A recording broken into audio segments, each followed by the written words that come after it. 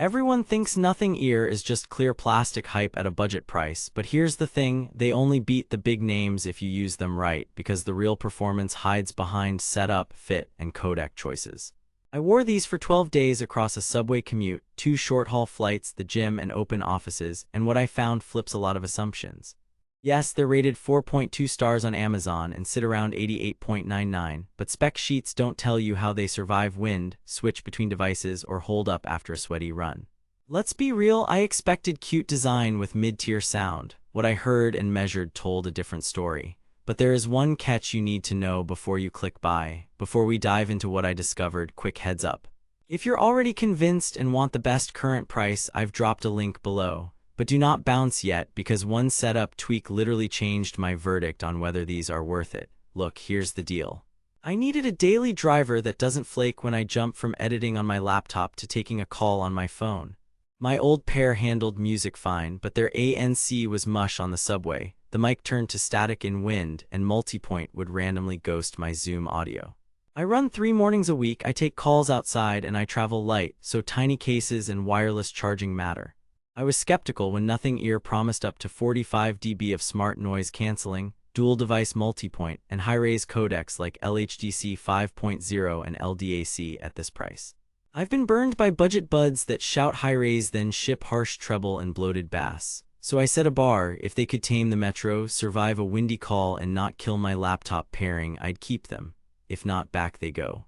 First test, commute ANC and transparency. On the New York 4 train, Ear's adaptive ANC took the low-end rumble down to a soft whoosh. Not silence, but enough to drop my volume by 2 notches. Voices still leak through more than premium sets like Sony XM5 or AirPods Pro 2, but for the price, this is legit. Transparency mode is clean with minimal hiss, good for ordering coffee, though it slightly boosts upper mid so clattering cups sound sharper. But then I stepped outside on a windy avenue and transparency stayed usable without that whistly, hollow sound cheaper buds get.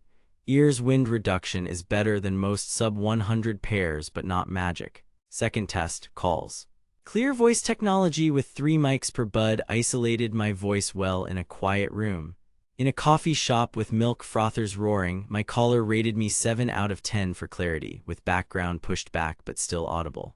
In 12 to 15 mile/hour wind, the algorithm held my voice together better than my Soundcore Liberty 4 NC, but AirPods Pro 2 still wins for raw consistency.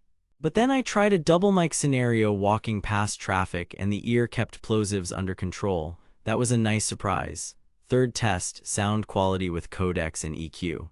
Out of the box with AAC on an iPhone, the tuning is energetic, lifted bass shelf, forward upper mids, crisp but not piercing treble. Swap to LDAC on a Pixel at 24-bit 96K Hz and things open up. Stereo image widens, cymbal decay sounds more natural, and sub-bass tightens. With LHDC 5.0 on a Nothing phone, I pushed up to a 1 Mbps stream and heard even cleaner transients on acoustic guitar and snappier kick drums.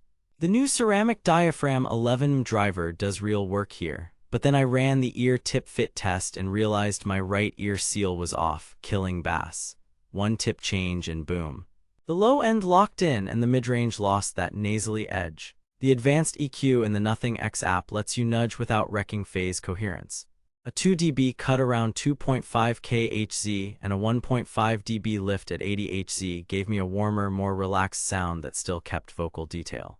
Fourth test, battery charging and case. With ANC off at roughly 60% volume, I clocked just over 8 hours on a single session. With ANC on, it was closer to 5 hours plus. Top-ups in the case got me a claimed 40.5 hours total with ANC off, and my math from 3 full drains suggests that's in the ballpark. A 10-minute fast charge returned almost 2 hours with ANC on or near 10 hours with ANC off.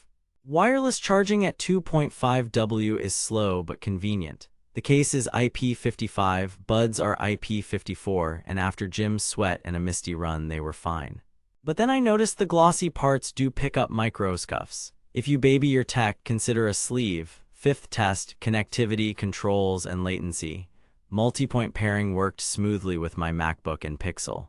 Music on laptop, phone rings, auto switch takes about 2 seconds. Pinch controls are accurate and avoid the accidental brush triggers.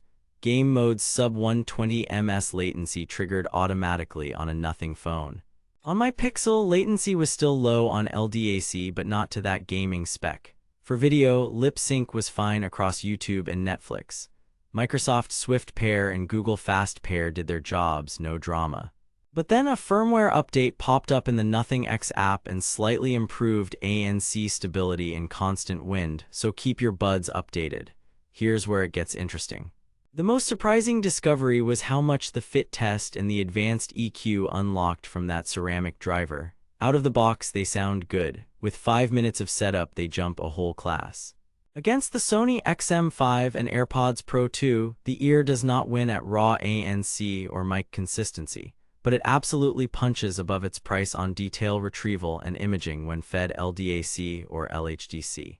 It also lasts longer than its predecessor on a single charge and adds reverse wireless charging if you have a compatible phone. The too good to be true part is the marketing number for ANC. The up to 45 dB claim depends on frequency and seal. In reality, you'll get excellent low-frequency attenuation and decent mids with chatter still audible. For most mid-tier buyers, that's more than enough. If you live on flights or open-plan offices full-time, premium ANC still holds an edge. But for $88.99 with a 4.2-star crowd verdict, the value-to-performance ratio is hard to ignore.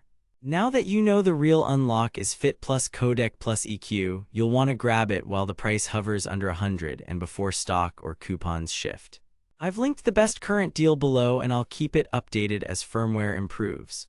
Bottom line, Nothing Ear is for listeners who want modern design, legit high-res wireless, solid ANC for the commute, and seamless multipoint without spending flagship money. Android users with LDAC or a Nothing phone will squeeze the most out of it. If you prioritize the absolute best ANC and bulletproof call quality above all else, stick to AirPods Pro 2 or Sony XM5. For everyone else, especially at this price, Ear delivers more than the clear shell promises. Set it up right and it stops being a gimmick and starts being your daily driver.